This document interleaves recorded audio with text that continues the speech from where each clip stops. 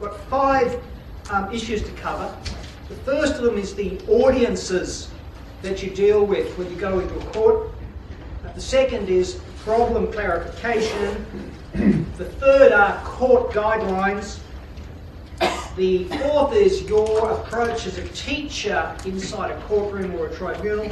And finally, that little issue about money, how you get the client to sign up to it and how you make sure you get it. Going back first of all to audiences. Most people, when they're having to communicate a new message, either have little information about the audience or audiences they have to deal with, or sometimes, for example, in a family situation, far too much baggage that gets in the way. When you go into a courtroom, you've got 4, at least, there may be more, but at least 4 audiences to whom you have to pay specific attention. The first are your peers. If you put a document before a court or tribunal and it's later seen by other people who do the same work as you, are they going to think more or less of you as a result of reading that report? Your second audience is your client. Does the client understand what you've done? Do they appreciate what you've done?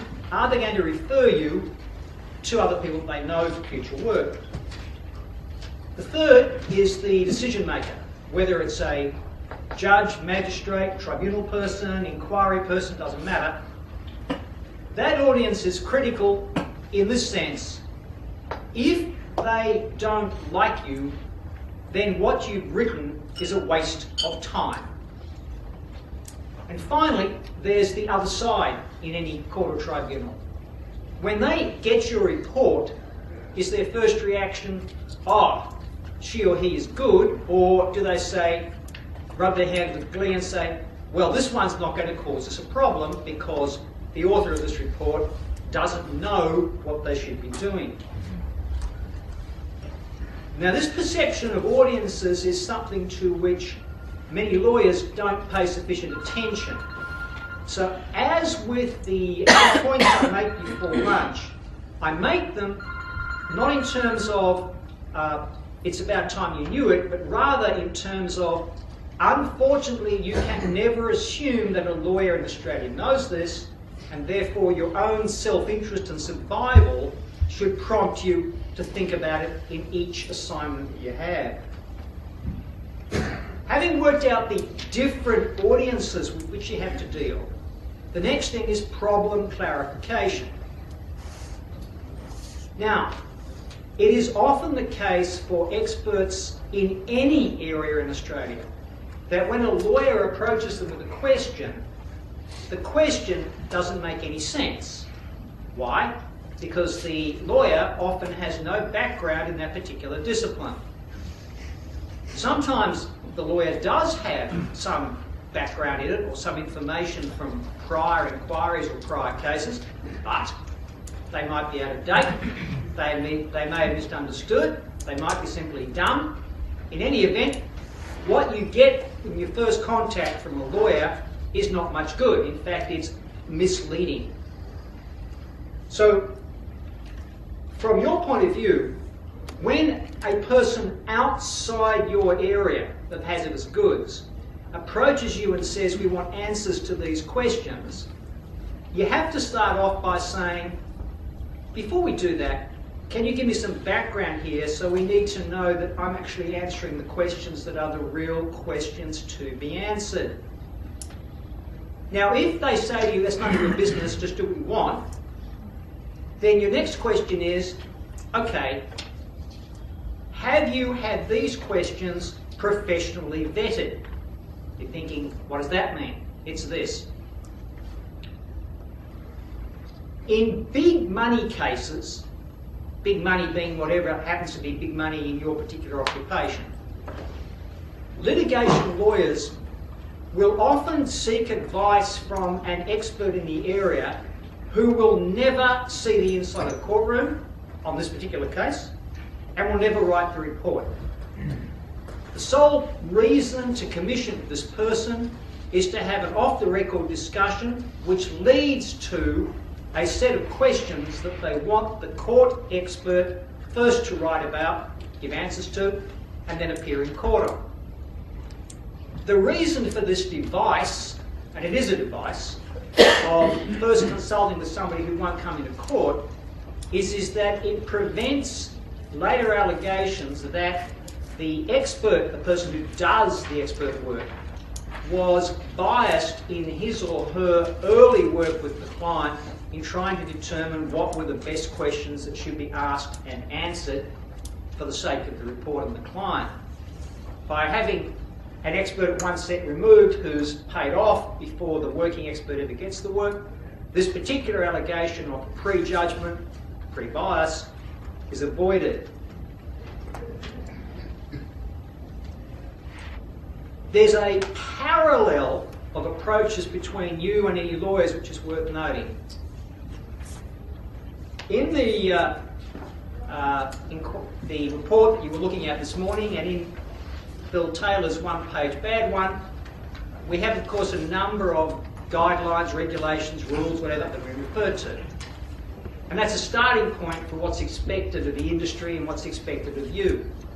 The parallel to that in every legal case, whether it's a civil case seeking damages or a criminal case seeking the imposition of a penalty for a violation of some particular code or whatever, is that there is always a discrete set of legal issues. There might be one, there might be two, there might be 10, but they're discrete and they're identifiable from the start.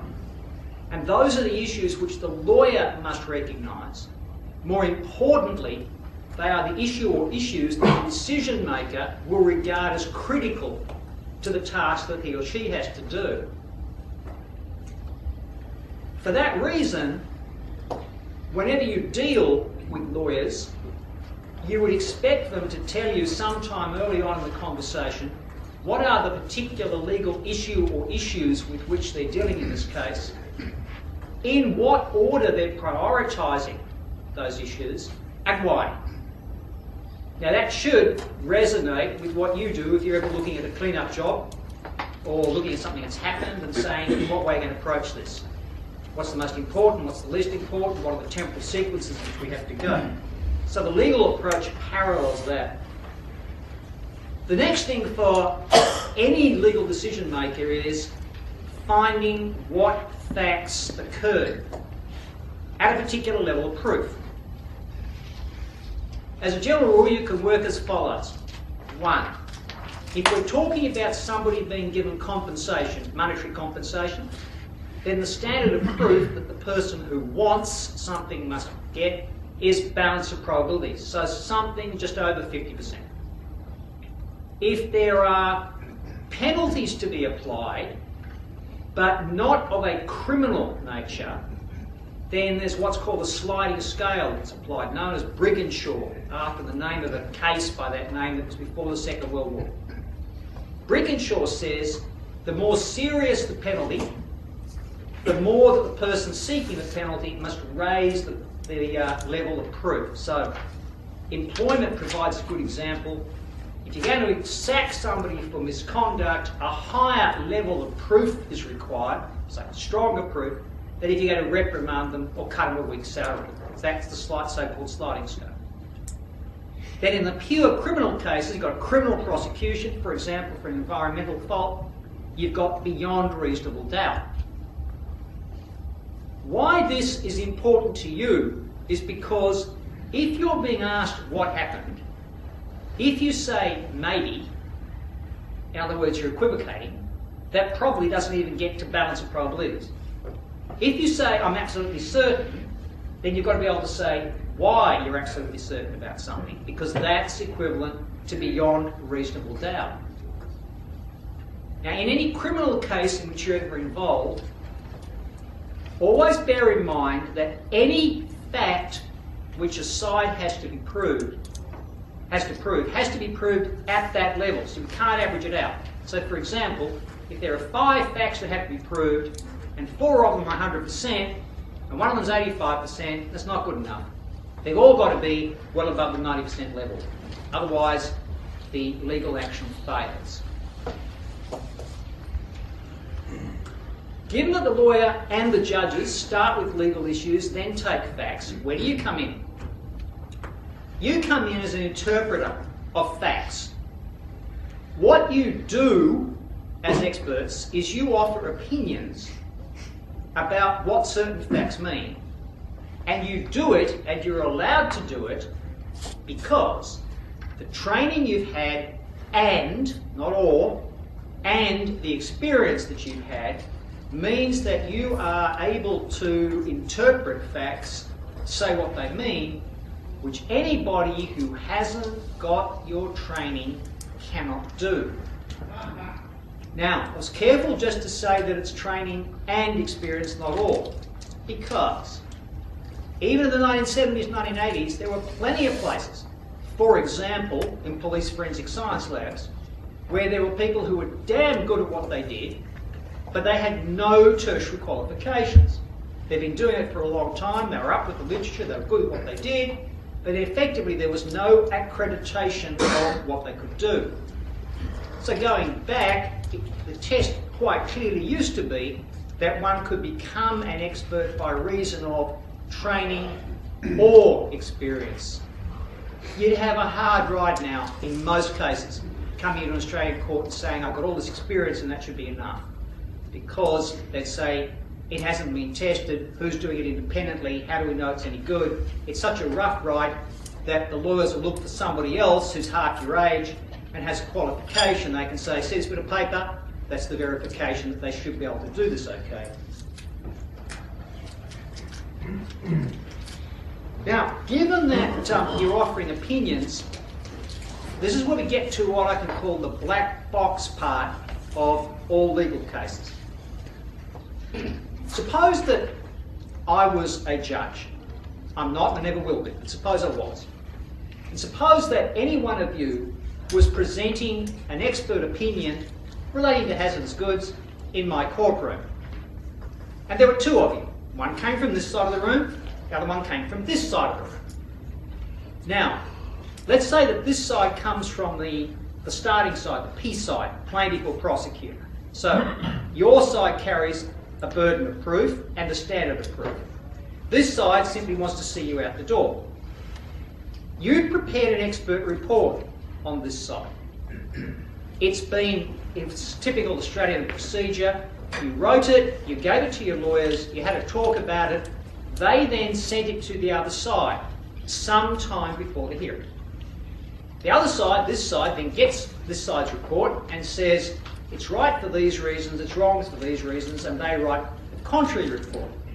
That gets sent to the other side. So both sides have exchanged reports. They also get filed on the court file. That means that when I come into court to hear the particular case in which you're involved, I'm one of two types of judges. Type A is the one that says, I'm being paid by the taxpayer, I'm a good judge, I never come onto the court in the morning until I've read all the documents on the file, which means I've read your report and your report. So I've already got information in my head derived from both sides, and I have some queries in my head about what it all means. Type B judge says, I'm paid by the taxpayer, I must be seen to be totally impartial, therefore I never open the court file until both sides are sitting in the courtroom in front of me so that they know that I'm a totally impartial referee, and I don't look at anything until they draw my attention to it. Now, Type A and Type B are both quite certain that they're right, and there's no crossover position. What this means is, when you write a report, you always hope you've got a Type A judge, but you never know whether you have or not.